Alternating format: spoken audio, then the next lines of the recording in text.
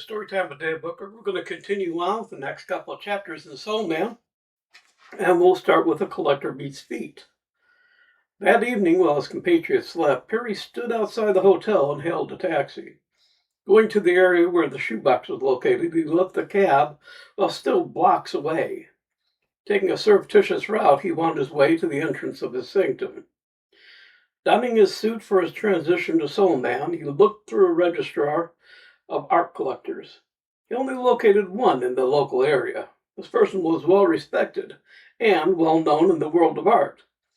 They were acknowledged masters at the purchasing of rare antiquities, willing to purchase works of art at a high price to acquire them legally. The question was, would they offer a high or higher price to acquire them illegally? Soleman was determined to discover the answer. Driving to the mansionette, he parked near the residence of Scott Walker. Darkness shrouded the masked figure of Soleman as he searched for a way into the edifice. While not averse to breaking in, if the building was owned by someone that would prefer the law not to be involved, he preferred to find an open door. Such was not to be found, and he would have to enter another way.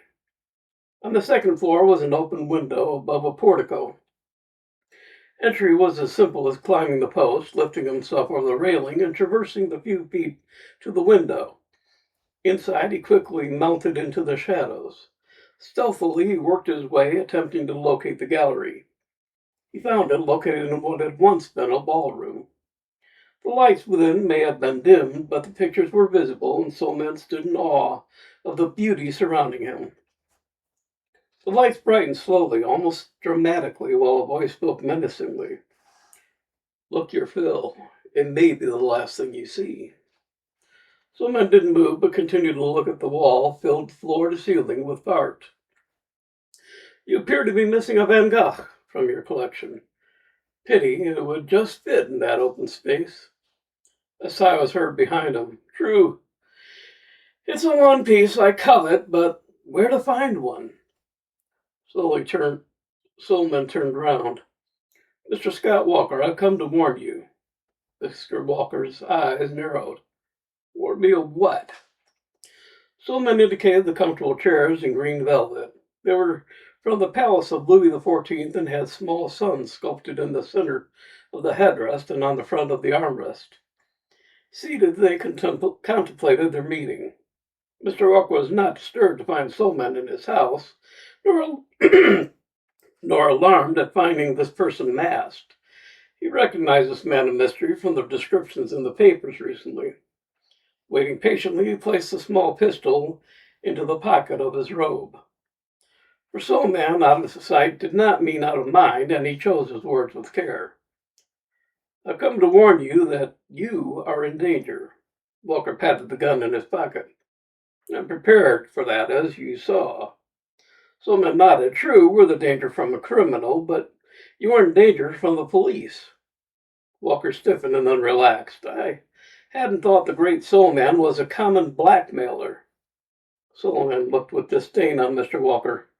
"I'm just trying to warn you that the person whom you may have contacted regarding acquiring the painting of shoes by Van Gogh is soon to be apprehended.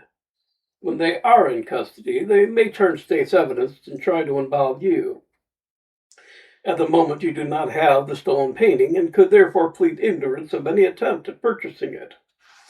I suggest a short vacation is in order, leaving them, shall we say, holding the baby." Mr. Walker considered the proposition Soleman was offering. As he had stated at the moment, he was not. He was free of implication, and Soleman was offering him an out without implying that he was in any way guilty. He stood and held out his hand. "I appreciate your interest in my welfare, and will heed your advice. A little trip in the country would do me good." The men shook hands. "Allow me to show you the door. You will find it more convenient than however you gained entry." Soleman departed with a final handshake and disappeared into the darkness. The only sign of his departure was a soft purr from the dreadnought's engine. And this is Big Toe gets stepped down again. Chief Woodrow was looking over the reports received from Detective Saunderson. He didn't need to read much of Team Three's report to know who was on the team. The analysis was detailed and insightful. He called up one of the police and records for any information on any recently released criminals who were either avid or professional fishermen. The report came in quickly. Not many of the criminal class talked fishing, except for a couple, Paul Fisher and Jake Patterson. He had a check accomplished to see if either could be located. Jake was working in the sports department of a popular department store. He was brought in for questioning. In a Spartan room with only a table and 2 chairs, he was left alone for a while. This procedure allowed the person to be interrogated to ruminate on what might be known and unknown, what the penalty might be, and how sure they were of their ability to work things in their favor. Paul sat and tried to figure out why he had been pulled in. It said they just wanted to chat and ensure that he was keeping his nose clean. He'd heard about the robbery of the Van Gogh and figured that somehow he was considered connected. His criminal enterprises had been small stuff, simple breaking and entering. He'd never go after something this big. He'd have no idea how to sell it. He didn't have those kinds of connections. Officer Leon came into the room with 2 coffees. You take cream and sugar, don't you, Paul? Paul nodded as he took the cup. What am I doing here, Leon? Is this about the painting? Leon laughed. Well, as a matter of fact, it is, but before we get into that, I just wanted to see how you've been keeping. I haven't seen you in a while. Family doing okay? Family's fine. I've been working at Major's in the sporting goods department since I got out. The warden wrote me a real good letter. I swear I don't have anything to do with the Pix robbery. Hell, I wouldn't know where to get rid of it. I always dealt with small stuff, but I finished with that for good and all since my wife got pregnant. I don't want to be in jail while she's having the kid. Leon was watching Paul carefully and had known him long enough to know he was telling the truth. Known to each other professionally, they had also often met by the lake and stream. Both were avid fishermen and, when not on opposite sides of the law, often met to discuss fishing and sports. He went out for a moment, leaving Paul to wonder if his word was believed. Leon was talking to the chief. Sir, I swear he doesn't know anything. He called me in while he was in jail, saying he was giving up crime for good and all. He's kept his nose clean and has been working steadily. His wife really is pregnant, and that's what's helped him turn things around. Besides, he deals in small stuff, jewelry, cameras, and such. He tried stealing some designer shoes once, but couldn't get rid of them. He just doesn't have the connections. Chief called in another officer to see if a different approach might make Paul change his story. Didn't work. He was adamant that he hadn't been working steadily and had no interest in crime anymore. He was released with apologies. Jake Patterson was proving more difficult to find. He'd only just been bailed out of jail and was not to be found at the address he had listed as his current residence. The commissioner was breathing down his neck about the robbery, and they wanted any leads reported to him immediately. He hadn't been told about the information the conference had sent. This was being kept close to the vest until and if anything came of it. Thumbing through an old newspaper, he saw that Majors was holding a fishing competition at Bass Lake. He called to see if the listing could be sent to the competitors. He wasn't surprised to see Jake's name listed as one of the participants. When not engaged in criminal enterprises, he was a well-known professional fisherman. His accuracy with pole and line were almost legendary. The chief felt sure they would be able to secure him at the competition. The date of the event was slated for the following day. He arranged for Jake to be picked up the moment he showed. The next day, Jake was brought in along with his pole and equipment for questioning. He sat in the empty room for 10 minutes. At first, he was confident, but as time passed, his confidence began to fade. It dissipated even more when Officer Leon arrived with a file. Jake could make out the label, which said Van Gogh Shoes, case number 179-61321.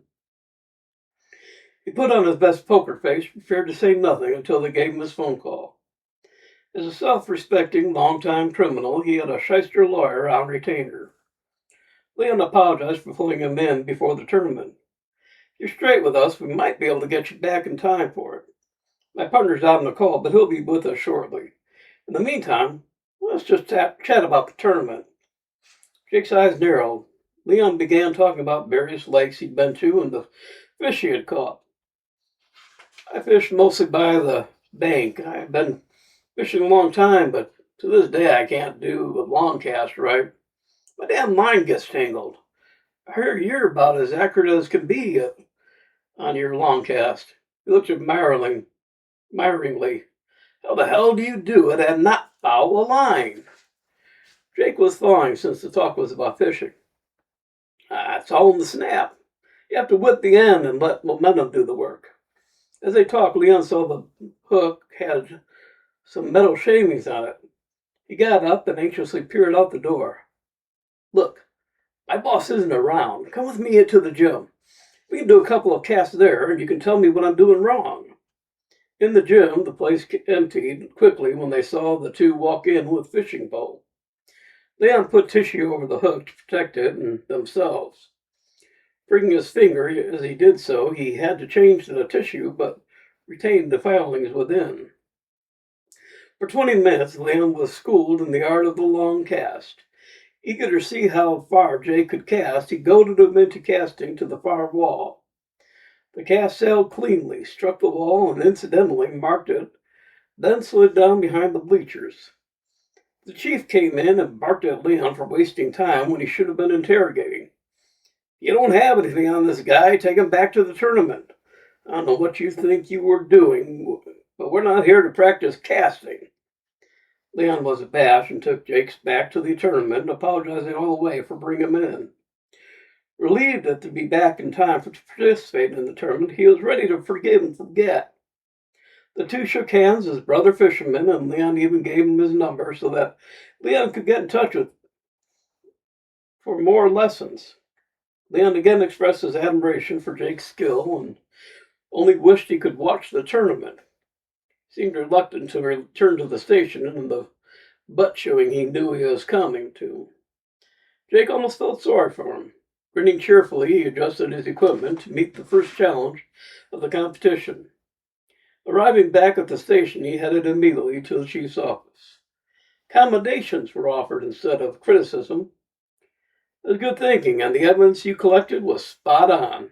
The indents on the wall matched those at the scene. Distance and everything else were perfect. It even hit at the same height. We made plaster casts and compared them to the crime scene. The shavings matched the metal on the pipes. I don't believe it would be admissible as evidence, seeing how you got it, but it has convinced me that he's one of the group. Let's start pulling up in his last known associates. Leon passed over the slip of paper with Jake's number. The chief looked back, open-mouthed, then started laughing.